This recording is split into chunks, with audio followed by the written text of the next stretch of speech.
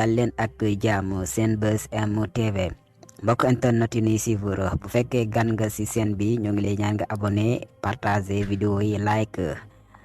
tey nag kii di El Hadji Diouf avocat bi nga xam ne nag moo sonaloon loolu kii di président Sonko tey nag dañ ko doon sonkorisé fële sa yëmbal mbedd bu mu jaar ak gram bëggam dara bu ngand moom mi di El Hadji Diouf ñu koy yuuxu Sonko ba xamatul sax mbedd ban lay jaar moom mi di Maître El Hadji Diouf ba si ruq-ruqaan yi sax la doon génn di daw mu nekk mbir mu doy waar. beneen pour xibaar tamit kii di président Ousmane Sonko tey jii nag nga xam ne nag fa la départ woon fa Kolda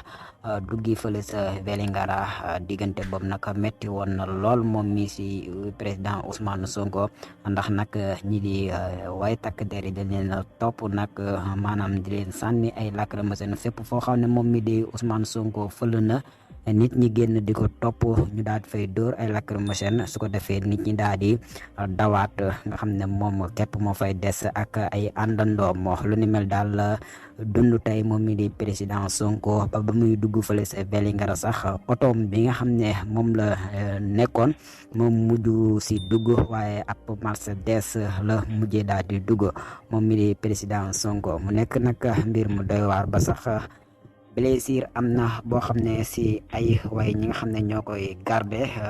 si la bokk moom nag daal nay am ab blessure si jàmmarloo yi nga xam ne nag dañ koy faral di jàmmarloo ñoom ak way takk der yi mu nekk nag lu doy waar moom mi di président Sonko war a dugg fële sa Dakar Njaay xëy na fii ak suba wala gannaaw suba ba nga xamee ne nag dafa war a jaari Kaolack jaar Diourbel pour mën a dugg Dakar moom mi di président Ousmane Sonko.